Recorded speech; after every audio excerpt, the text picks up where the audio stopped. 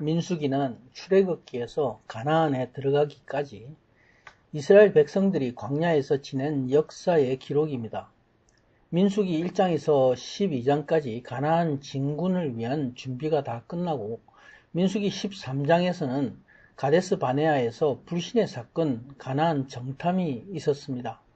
이에 따라서 출애굽 1세대는 가나안에 들어가지 못하게 되는 징계를 받게 됩니다.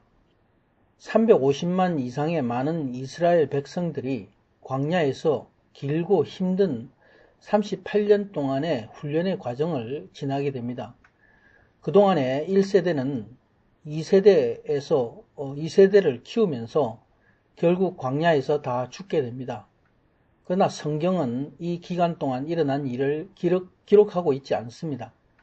민수기 14장이 끝난 기점 이후에는 민수기 16장의 고라의 반역 사건을 포함해서 40년의 마지막 2년 동안 일어난 사건들을 기록하고 있습니다.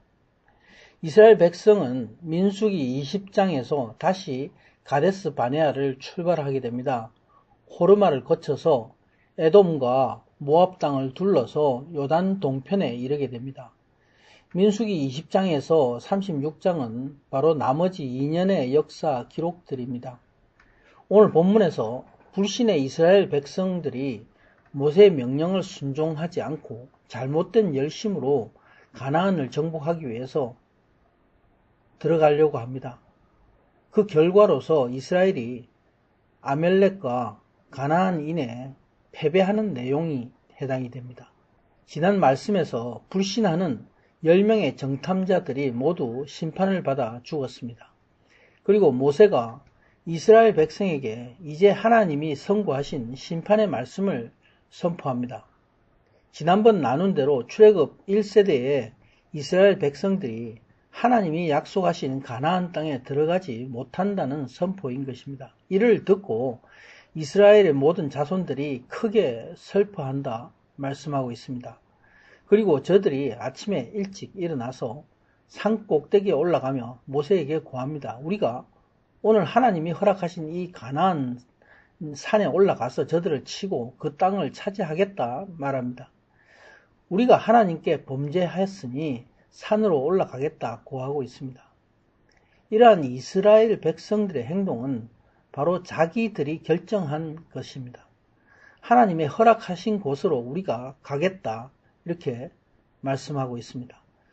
순종은 하나님의 뜻을 따라서 하나님의 때에 맞추어 나아가는 것입니다. 그러나 이들은 하나님의 뜻을 묻지 않았습니다.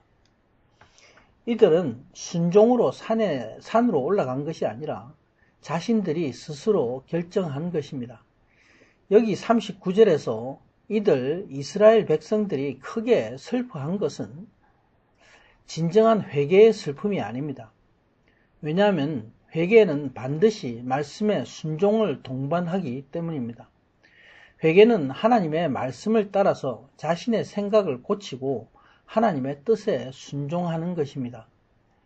모세가 하나님의 뜻을 따라 대변해서 고하고 있습니다. 너희가 어찌하여 하나님의 명령을 불순종하느냐?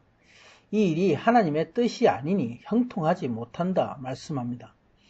아멜렉인과 가나안인을 공격하지 말라. 너희가 대적에 패할 것이라. 올라가지 말라 말씀하고 있습니다. 너희가 그 칼에 망할 것은 바로 하나님이 너희와 함께 하지 않으시기 때문이라 말씀합니다. 광야의 인생 삶은 나의 생각을 접고 하나님의 뜻을 따르는 것입니다. 광야의 삶은 하나님께 순종하는 훈련장입니다. 사람은 자신이 아는 대로 결정하고 일을 하게 됩니다. 자신의 욕심과 고집대로 열심만 가지고 나가려고 합니다. 그러나 이것이 불순종이고 불신입니다. 민수기의 훈련장은 오직 하나님의 명령에 따라서 가야 하는 연습을 하게 합니다. 하나님의 말씀에 순종하는 것이 진정한 믿음인 것을 우리에게 가르치고 있습니다. 오직 하나님께 순종하는 자에게 하나님이 함께 하신다는 원칙을 가르쳐 주고 있습니다. 오늘의 이 사건은 하나님 나라의 백성은 오직 하나님의 말씀을 순종해야 함을 우리에게 가르쳐 주고 있습니다. 44절에 그들이 그래도 산 꼭대기에 올라갑니다. 여기서 그래도 올라간 것은 틀렸다는 것을 듣고 여전히 순종하지 않는 불순종의 모습입니다. 모세의 명령을 거스리는 것이 바로 하나님을 거스리는 것입니다. 자신들의 생각에 고집과 욕심을 가지고 반드시 스스로 해내겠다는 것입니다. 비록 열정을 가지고 열심을 다하지만은 이것은 불순종하는 자가 자기 만족을 위해서 하는 자기 믿음입니다. 이것이 세상의 역사입니다. 사람은 자신이 틀린 것을 모르고 자신의 목표를 이루기 위해서 일생을 분투합니다. 하나님의 뜻을 떠나서 자기 하는 것이 바로 하나님을 배반하는 것임을 모르고 하고 있습니다. 그러므로 하나님의 임재를 상징하는 언약궤와 모세는 진영에 있었고 그들과 함께 하지 않았다 말씀하고 있습니다. 불순종의 결과는 실패입니다. 아말렉인과 산지에 거하는 가나안인들이 내려와서 쳐서 이스라엘을 파했습니다. 저들이 호르마까지 쫓아왔다 말씀합니다. 호르마는 가나안의 가장 남단입니다. 하나님은 아브라함을 택하시고 이스라엘 민족을 세우셨습니다. 이스라엘은 사회, 문화, 종교, 모든 삶의 그 자체가 하나님을 중심으로 사는 하나님 나라를 예표하고 있습니다. 하나님이 이스라엘 백성들과 함께 하셨습니다. 이것은 바로 이스라엘 역사를 통해서 하나님 나라의 백성들에게 믿음과 순종을 가르치기 위해서입니다. 하나님께 순종할 때 하나님이 함께 하심으로 승리케 하고 불순종할 때 가난과 고난과 실패를 반복했습니다. 그러나 이스라엘은 불순종과 패역을 반복했습니다. 하나님께 불순종한 결과를 이스라엘 역사는 우리에게 증거하고 있습니다.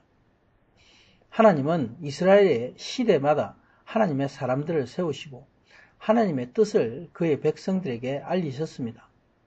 선지자로 하나님 나라를 계시하고 이끌어 가셨습니다.